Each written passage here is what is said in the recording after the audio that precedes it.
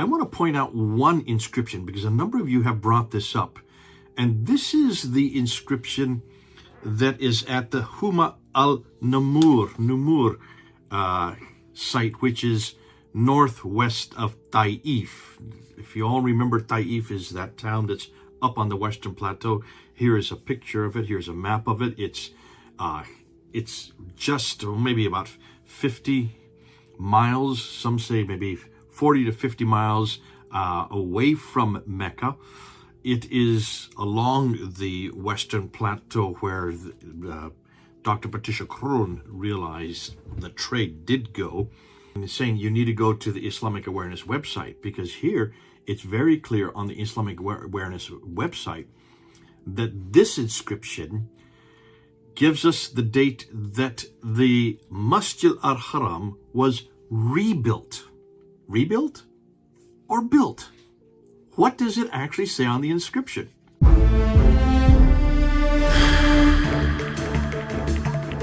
Welcome to Events and History, where we explore the origins, teachings, and historical development of Islam with a fact-based, analytical approach. For centuries, Mecca has been presented as the cradle of early Islam, a city central to Muhammad's life, the birthplace of the Qur'an, and the heart of the earliest Muslim community.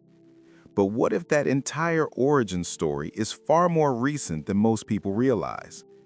In this episode, Dr. J. Smith analyzes a groundbreaking discovery that is already disrupting traditional Islamic history, a rock inscription that finally gives us hard, physical evidence that Mecca did not exist when Muslims claim it did. This is not speculation, not theory, not hearsay. This is archaeology, undeniable, immovable, carved-in stone proof that forces us to rethink everything we've been told about Islam's beginnings. If you're ready to walk through the evidence, trace the dates, and see how one inscription overturns centuries of narrative, then stay with us. What you're about to discover may be one of the most important historical revelations about Islam to date. Let's watch this video. I want to point out one inscription because a number of you have brought this up. And this is the inscription that is at the Huma al-Numur site, which is northwest of Taif. If you all remember, Taif is that town that's up on the Western Plateau. Here is a picture of it. Here's a map of it. It's just maybe about 50 miles. Some say maybe 40 to 50 miles away from Mecca. It is along the Western Plateau where Dr. Patricia Qur'an realized the trade did go. And this inscription was inscribed, was created on this rock. And you can see this picture here. And it's fascinating what it says. But before I get into what it says, many of you have been pointing and saying you need to go to the Islamic Awareness website, because here it's very clear on the Islamic Awareness website that this inscription gives us the date that the Masjid al-Haram was rebuilt. And if you go up, here's a picture, just pointed out, this is what it looks like. At the top of their website, they have the picture of the inscription.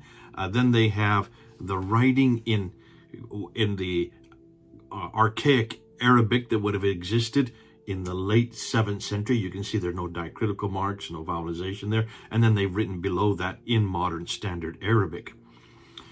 Now, this is what's fascinating.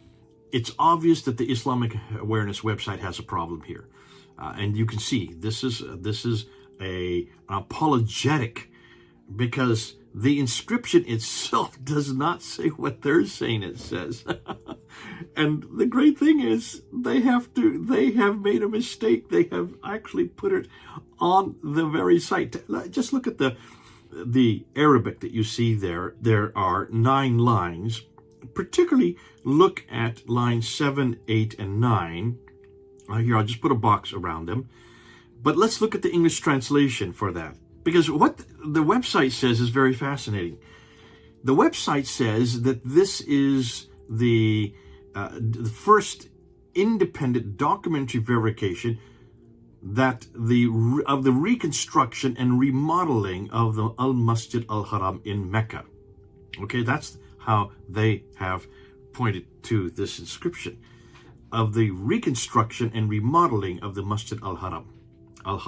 Masjid Al-Haram, as you well know, is where the Kaaba is. Here's a picture of the Kaaba and the picture of the Masjid Al-Haram. According to the Quran itself, it is where Muhammad went to in the night journey in 621. That's referred to, they say, Muslims say, in chapter 17, verse 1. We have debunked that quite categorically, but that's not what we're looking in today. The Masjid Al-Haram is also where the Qibla was canonized in 624. That you find in chapter 2, verse 144 to 150, where it was redirected from the farthest mosque, which is it was redirected from what Muslims claim today was Jerusalem, back down to the Masjid Al-Haram. And that would be the first reference to the Masjid Al-Haram. Fascinating, because if this is the case, then you've got to ask the question, when was this first created? Well, many Muslims would say it is where Abraham went and built the Kaaba, or some would say rebuilt the Kaaba in, that's 1900 BC, so that's quite early.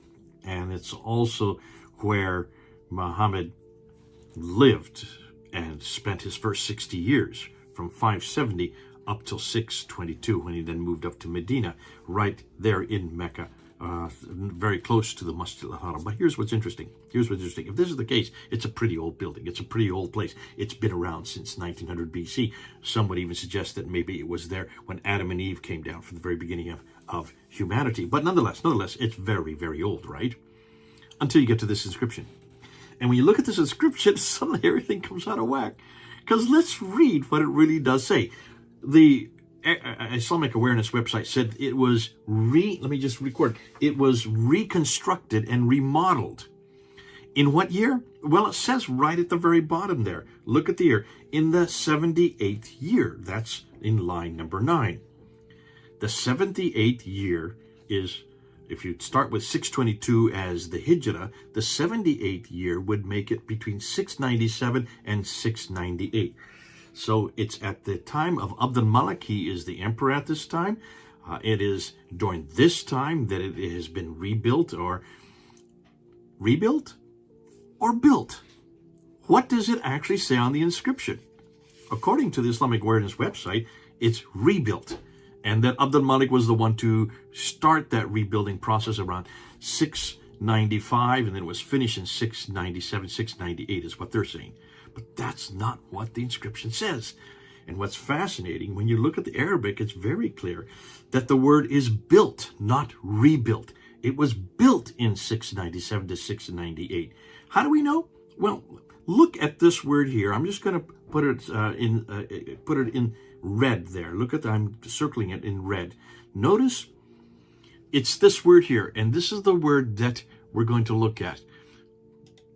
I'm not gonna say it out loud. I'm gonna let you hear it from somebody who knows it much better than me. Are you ready? Muniya. Buniya. Okay, did you hear that? Muniya. Muniya. Okay, Buniya. So there is right there, and there's a Buniya. Obviously, there is no vowelization in this. They say that this word should be rebuilt. So let's see what rebuilt sounds like in Arabic. And here's what it sounds like in Arabic. Wahida bina'uha. Wahida bina'uha. Wahida bina'uha. That is not what's written in the text there. Notice? So this is not rebuilt. This is built. This is this word here. Muniya. Are you seeing the difference? And there it is, black and white. And they even have it when you come down through the Arabic, and when you look at the translation, if you look at the translation, they say was built, not was rebuilt, but was built. Obviously, they're in a quandary here, and you can see why they're caught. Because they would like this to be rebuilt, not built. Because if it's built in 697, that fits our dating. That's exactly when it would have been built. That would be about the time when Mecca would have been chosen. Remember, you have Zubair, who is revolting against Abdul Malik, who has been in power since 680, 685. He's up in Damascus. Zubair is in Petra. Remember, Dan Gibson has gone through all this we've done this many times with looking at what Dan Gibson is saying. Zubair rebels and revolts against Abdul Malik, and so therefore he destroys the Kaaba, destroys much of Petra, grabs the black stone and sends it to the south while he remains there, and Al-Hajjaj comes and then fights against him and kills him there in around 691, 692, so we're talking about the late 7th century.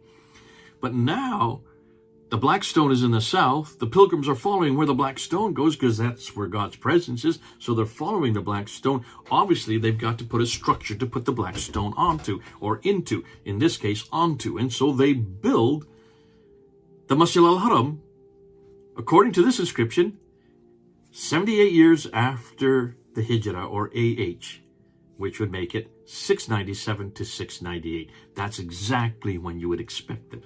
So roughly, we're talking about 5 to 6 to 7 years after the black stone had been moved down there. Inscriptions are great. See, they don't lie. Inscriptions are great because they don't disintegrate. They don't deteriorate. They're easy for us to read, and you can read it for yourself. I've just read what's in black and white. Islamic awareness is over a barrel on this one. They've tried to say that this is rebuilding when it's not rebuilding at all. This is built. It was built in 697, 698, because Mecca was now the place where the pilgrims were going. It becomes very important, obviously, because in time, it's going to be the major sanctuary. And you can see there is a tussle going on as we know it. There's a tussle going on because then Al-Hajjaj, who destroys Zubair under the orders of Abdul Malik, 710, then he builds the Wasit Mosque. 710. That's another little over 11 to 12 years later. He builds the Wasit Mosque, which is, Wasit means between. It's the between. Between what? Between Petra and Mecca, the Masjid al-Haram. Great stuff. That's why I love inscriptions, because we just have to read what's on there. We've always asked this, we've always mentioned this. If you're going to make a point, if you're going to make a decision, if you're going to claim something, for heaven's sakes, just read the Arabic, read the rocks. And if we aren't going to say it, the rocks are going to cry out for us. God bless you. This is Jay. What we've uncovered today is nothing short of revolutionary. For decades, scholars have questioned the traditional narrative of early Islam, but now those questions come with evidence. Real inscriptions, real dates, real geography. This rock inscription does more than challenge Mecca's timeline. It exposes how the historical foundations of Islam were formed long after the events they claim to describe. And once one block in the structure shifts, the entire timeline begins to wobble. The early Qiblas, the Arab trade routes, the emergence of Arabic script, the political rise of Abd al-Malik, all of these pieces now point to a very different origin than the one traditionally taught. But this investigation isn't just about history. It's about truth. It's about evidence speaking louder than inherited stories. And it's about inviting viewers into a conversation many have avoided for far too long. As new inscriptions, manuscripts, and archaeological finds continue to surface, the picture becomes clearer and the questions grow sharper. Stay with us as we continue uncovering the real history behind the Qur'an, Mecca, and Islam's earliest century. Thank you for watching this video. Please like and share this video so others can see it. Don't forget to subscribe and turn on notifications for more Islamic history content. Stay with us as we sift through history to find out what the standard Islamic narrative on the Islamic Awareness website is hiding regarding the origin of Islam. Jesus is Lord.